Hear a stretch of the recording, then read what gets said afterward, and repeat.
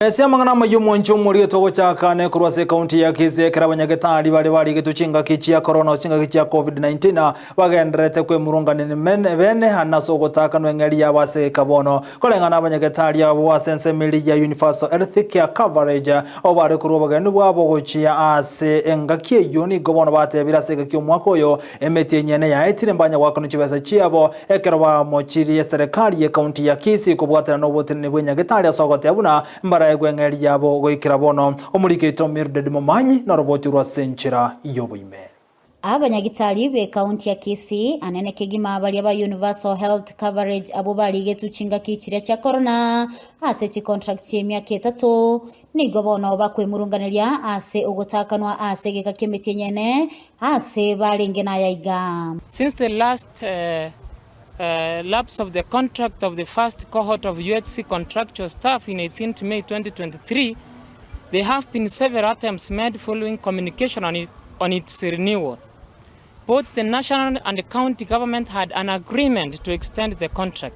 But for us in Kisii County, we have neither received our contract renewal letters nor an official communication regarding this matter about 4 months now.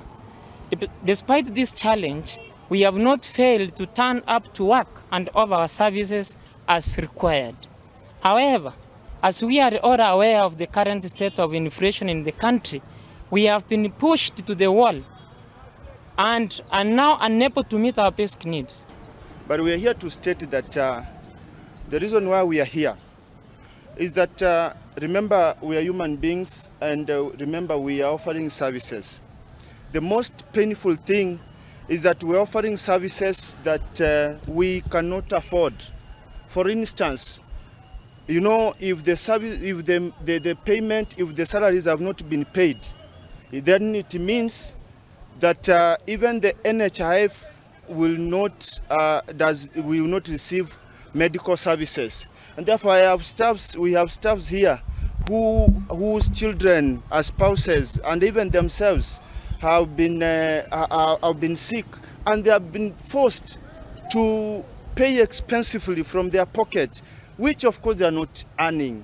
Anena ken nigo barilire buna nigo chi contract cyabo cyerete kurinde konya nigo bale emirimo ekiagera batebekigwe buna ngucyo komento bale emyakende elyo bagendere gukora emirimo bono nigo basabire serikali kubayigwa ekirero kyabo elyo nabarobwo banyore gwe konya ase chinga cyabo. So people are going to accuse us of not being patient.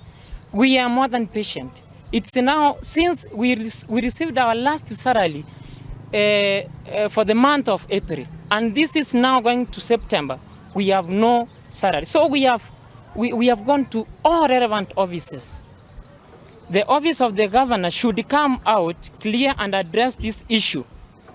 Number 2, renewal of our contracts to be confirmed as directed from the national government, so that the staff can be settled and continue with the... We are also that our county has squabbles because we don't have the public service board.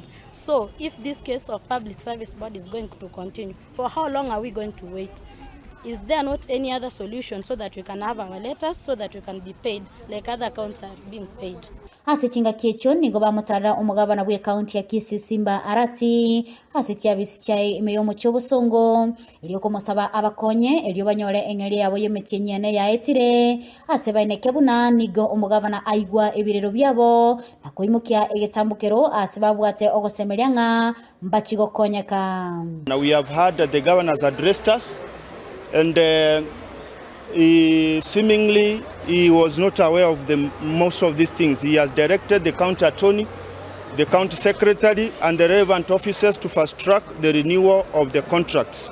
And that is what basically we wanted to be addressed. And so we are here, we are waiting for the relevant officers to tell us the way forward and see how to address this matter so that we continue with our service delivery. Reporter ya Ndizi TV, Letaliane, Mildred Momanye.